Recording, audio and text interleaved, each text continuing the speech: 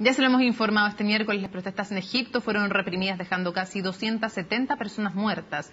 El gobierno de ese país, en tanto, decretó estado de excepción. Vamos a analizar el conflicto de ese país con el académico del Centro de Estudios Árabes de la Universidad de Chile, Kamal Khomsilla. Muchísimas gracias por acompañarnos.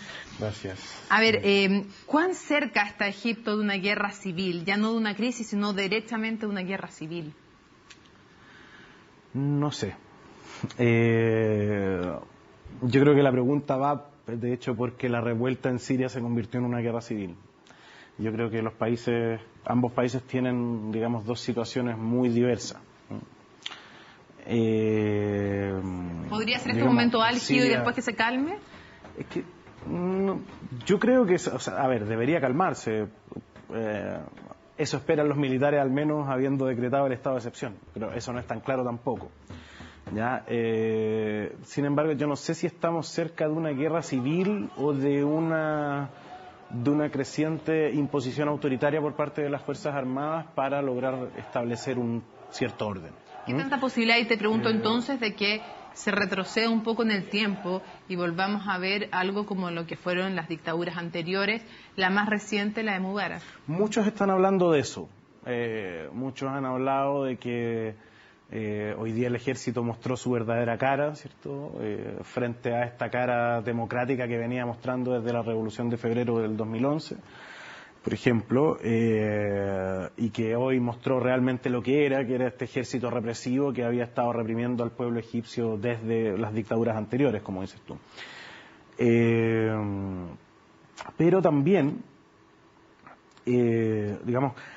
hay algunos analistas que remontan, el hecho de que la sociedad egipcia reverbere el autoritarismo de la época de Mubarak y dictaduras anteriores, incluso durante el proceso de gobierno de la hermandad musulmana. Hablemos un poco de eso, porque uno de los actores es el ejército, claramente, pero también hay una polarización en general en esta sociedad, una sociedad donde cuando logra elegirse por primera vez democráticamente un presidente, Mohamed Morsi, representante de la hermandad musulmana, comienza a ser un gobierno que no soluciona los problemas económicos y de pobreza que se arrastraban, sino que además también intenta imponer su visión al resto de la sociedad. ¿Cuánto influyó también eso, el fenómeno de los hermanos musulmanes, en lo que estamos viendo hoy?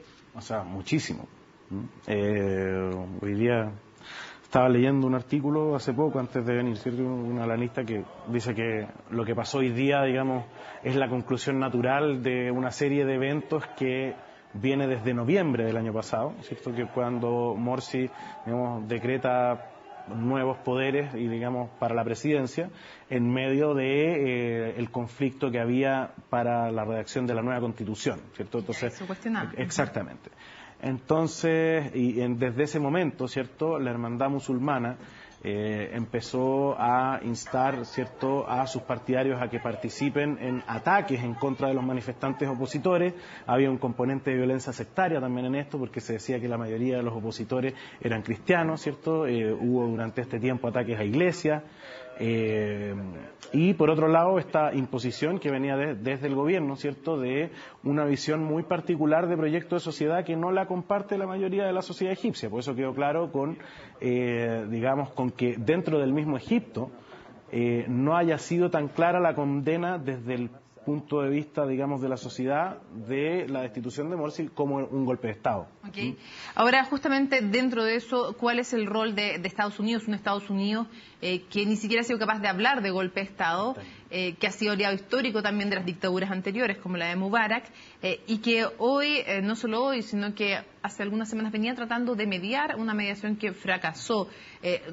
¿Cómo se ve el rol que puede jugar Estados Unidos en adelante? Sí, yo al tiro voy a responder por Estados Unidos, pero respecto del tema del golpe de Estado, que tiene que ver con la pregunta de Estados Unidos, que tú me dices, un Estados Unidos que ni siquiera fue capaz de hablar de golpe de Estado, muchos no fueron capaces de hablar de golpe de Estado. Yo mismo escribí un análisis por ahí, por el momento que fue, y no hablé tampoco de golpe de Estado y señalé que no correspondía.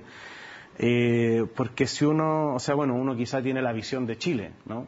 Por ejemplo, aquí cuando fue el golpe de Estado, sabemos, al menos por la historia, ¿cierto?, que apenas, los militares bombardean la Moneda, ya se impone un toque de queda y ni partidarios del golpe ni partidarios de Allende tienen permitido salir a la calle, ¿cierto? Hay una política de represión muy fuerte hacia todos los sectores. Aquí tenemos lo contrario, el 3 de julio, ¿cierto?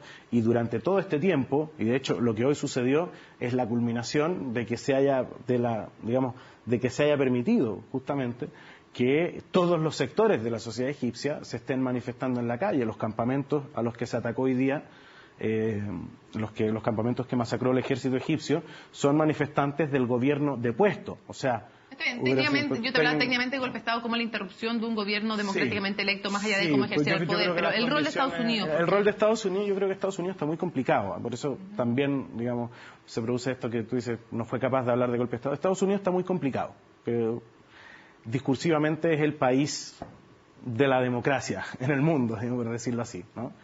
Estados Unidos se presenta a sí mismo como eso, ¿no? Y en ese sentido, Estados Unidos tiene una alianza muy estratégica y muy privilegiada con el ejército egipcio. ¿Quién financia? Lo financia. Y lo financia con un interés muy particular, ¿cierto? Esta alianza, este apoyo que tiene Estados Unidos con el ejército egipcio, se remonta a 1979, cuando Egipto, el Egipto de Anwar Sadat, firma la paz con Israel. El único país además de la zona que ha firmado la paz con Israel. Exactamente. El segundo, con Jordania también. Cierto. Entonces, se trata de resguardar, digamos, también, de resguardar este asunto de los acuerdos de paz con Israel, que Israel tenga una frontera segura con Egipto, ¿no? Pero por otro lado, ¿cómo hace Egipto frente a un ejército que ahora no se está comportando como facilitador de la democracia? Porque por último, bajo el régimen de Mubarak uno podía echarle la culpa a Mubarak, ¿no? Es decir, esto es una política de Estado, o sea, no una política de Estado, una política del gobierno, es una política de Mubarak, no son los militares egipcios. Pero la institución militar egipcia hoy día se ha mostrado como con un ejercer no democrático. Y eso yo creo que complica mucho a Estados Unidos, que de hecho por eso yo creo que permanece mudo.